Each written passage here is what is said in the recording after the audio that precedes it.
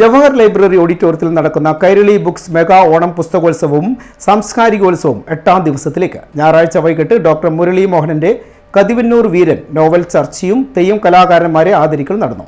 ചടങ്ങ് നടനും സംവിധായകനുമായ മധുപാൽ ഉദ്ഘാടനം ചെയ്തു. ഈ ഷോക്കേസ് പീസായി മാറുമ്പോൾ ചിലപ്പോൾ എൻ്റെ ഉള്ളിൽ, കാരണം ഞാൻ ഇതിൻ്റെ ഒരു പാരമ്പര്യത്തെയും ഇതിൻ്റെ ഒരു അനുഷ്ഠാനത്തെയും ആ രീതിയിൽ കാണണമെന്ന് ആഗ്രഹിക്കുന്നത് കൊണ്ടുകൂടി ആയിരിക്കാം ചിലപ്പോൾ എനിക്ക് സങ്കടം തോന്നാറുണ്ട്, ദേഷ്യവും തോന്നാറുണ്ട്. കാരണം ഇത് അവിടെ മാത്രമല്ല.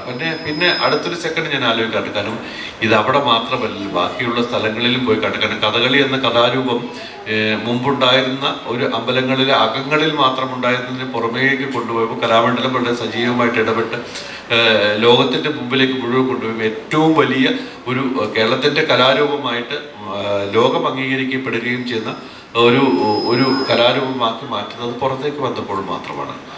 നമ്മൾ ഈ അമ്പലങ്ങളിലെ വെളിച്ചപ്പാടിന് തുല്യമായിട്ട് പലപ്പോഴും കാണുന്നത് തന്നെയാണ് ഞാൻ തെയ്യത്തെ കാണുന്നത്. കാരണം അവിടെയും ഒരു തരത്തിൽ പറഞ്ഞാൽ അത് ഈ പാരമ്പര്യങ്ങളിൽ ഈ ഒരു തരത്തിൽ പറഞ്ഞു കഴിഞ്ഞാൽ ജാതിയുടെയും ജാതിയുടെയൊക്കെ ഭാഗത്ത് നിന്നുകൊണ്ട് സംസാരിക്കുമ്പോൾ അങ്ങനെ ചില കാര്യങ്ങൾ പറയുന്നുണ്ട്. പക്ഷേ ഒരിക്കൽ പോലും ഈ തെയ്യം കെട്ടിക്കഴിയുന്ന ഒരു മനുഷ്യൻ്റെ ജാതിയെയോ മറ്റൊന്നിനെക്കുറിച്ചുമല്ല മനുഷ്യൻ ആലോചിക്കുന്നത്. അത് പറയുന്ന, അത് നമുക്ക് തരുന്ന വെളിപാടുകളും അരുളപ്പാടുകളും തന്നെയാണ്.